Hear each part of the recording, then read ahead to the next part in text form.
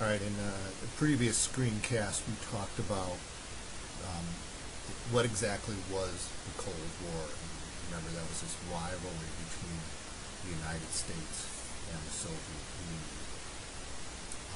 Now we're going to talk about what were some of what happened to start this Cold War rivalry between these two countries. This is the second question that I'm asking you to address in this lesson that has to do with the origins of the Cold War. Remember, that's high school content expectation 8.1.1.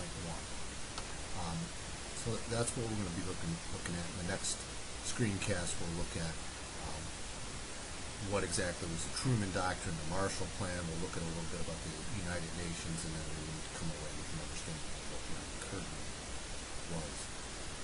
Here we're just looking at how it started.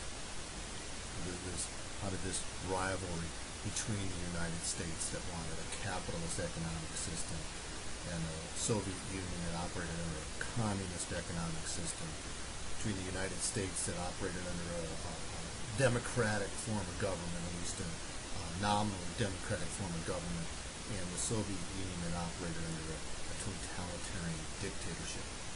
What's the background? How did this rivalry emerge? And in order to understand that, we've got to go way back. We're going to go all the way back to 1917. This was during the World War I. Remember, World War I was fought between the Allies, who at the time included France, Great Britain, and Russia. And then the United States joined that team in World War I after Russia quit. Russia quit because there was a revolution in Russia that where the people rose up and said, this war is way too costly for us. It seems to be benefiting only the rich people who support it. The Tsar is another name for the king of Russia. And the people rose up under the leadership of a guy named Lenin, and this is his picture here, and said, no, we're going to get out of World War I. And they did so after the Bolshevik Revolution. Within Russia, at this point in time, there was an outbreak of a civil war between those that wanted to stay in the war and support the Tsarist monarchy, and known as the White Army, and the Red Army, or the Communist Army, under the leadership and direction of Lenin. Now, and this was happening at the tail end of World War I. During that Civil War, one of the things that happened that made the Soviet Union get really mad at the United States is the United States supported the White Army. We actually sent troops to Russia, a place called Archangel, it's a really cold part in the north of Russia, to support the White Army. Now, the White Army loses the Civil War, so the Red Army, the Communist Army, the army under the leadership of Lenin, is really resentful of this fact that the United States got involved in an internal disagreement between the people in the Soviet Union. This makes the Soviet Union really mad. So when we're looking at what happened to start this rivalry between these two countries, this is one of the events. The fact that the United States supported the White Army during the Bolshevik Revolution and the Civil War in Russia. Now, another thing that causes this rivalry between the United States and the Soviet Union is our general distrust of all things communist. And this really manifested itself in the Red Scare. Remember when we were looking at the general intolerance in the United States during the 1920s? We talked about how everyone was afraid of communists. And this is another one of the things that goes into this emerging rivalry between these two countries, because in the United States, the government basically makes it known that if you are a communist sympathizer, you are not going to be welcome here. This is in part because the power brokers here in the United States did not like this communist ideology that really seemed to threaten their ability to control property in this country and control the government. That and others saw the communist ideology as something that would empower working class people. So here in the United States, what emerged was this period known as the Red Scare, where anybody affiliated with communism were held in great suspicion and arrested and kicked out of the country. Remember, this is when that guy, J. Edgar Hoover, came to prominence. He set up the FBI in the direction at the behest of the Attorney General, a guy named A. Mitchell Palmer. He said, we're going to get rid of all the communists in the country. And there's this general fear of communism. So as the Cold War emerges, we have this deeply rooted fear of communism, or distrust, this dislike of communism.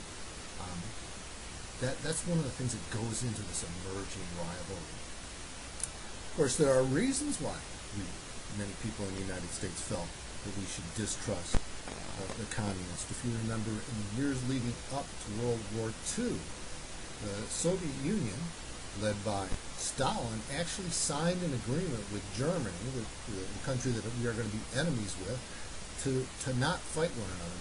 Bottom line, because of this non-aggression pact, Soviet Union were friends with Germany, the team that we're going to really hate and fight during World War II. So people here in the United States go, man, we can't trust those folks in the Soviet Union. They used to be friends with Germany.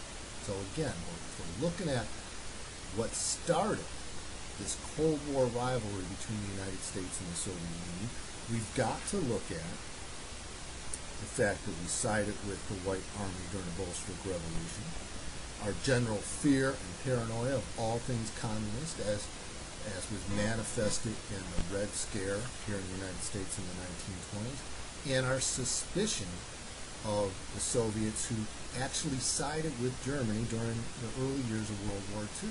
After Hitler invaded Poland, as Hitler was invading Poland from the west, Soviet Union was invading Poland from the east. They basically joined sides to divide up Eastern Europe. Of course, that was until Germany invaded the Soviet Union, where Hitler basically stabbed Stalin in the back. That's what causes the Soviet Union to change teams during World War II, no longer with the Allies. Now they're going to fight with, or no longer with the Axis powers, no longer with Germany. Now they're going to fight with the Allies, France, Great Britain, and the United States.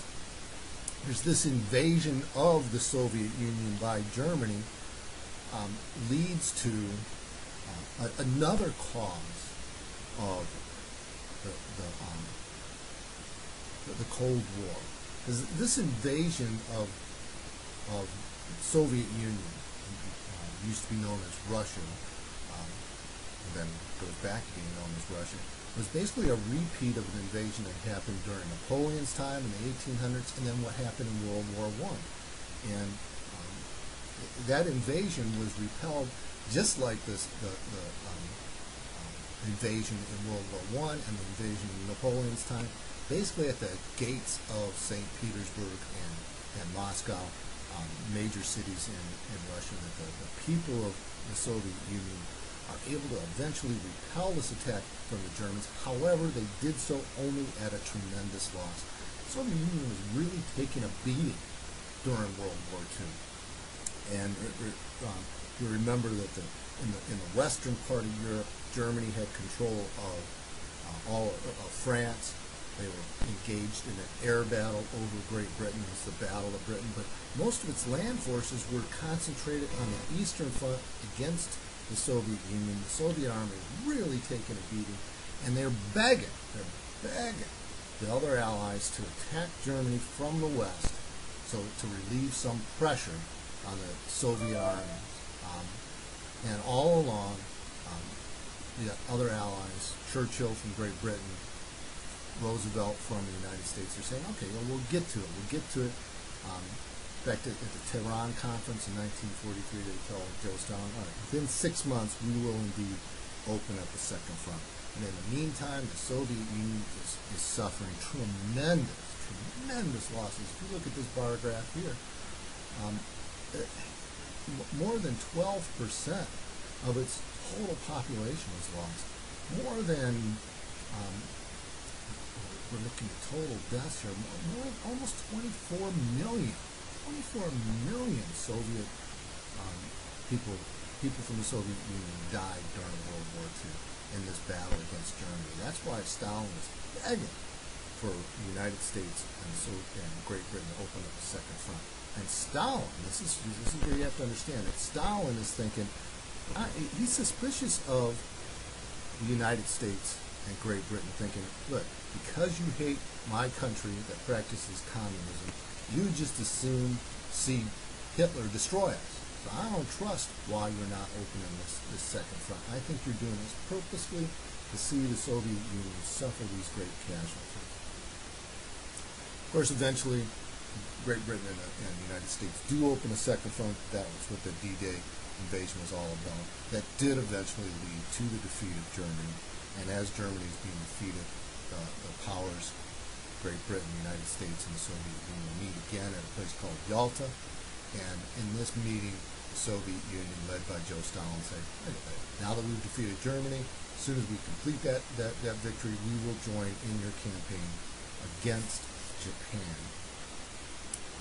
Of course, the United States becomes sort of suspicious of those intentions because for the same reasons that they were angry about the Soviet Union's occupation of Eastern Europe, they're suspicious that that's the only reason why Stalin has now agreed to invade Japan, that it's strictly for purposes of acquiring more territory to develop its communist takeover of the world. This is one of the compelling reasons why Truman, now president after Roosevelt has died, decides that he's going to end the war in the Pacific theater as quickly as possible by dropping the atomic bomb on Japan. So there's all these reasons that, historic reasons, underneath this tremendous suspicion and rivalry between the United States and the Soviet Union, going back to the Bolshevik Revolution, our support of the White Army in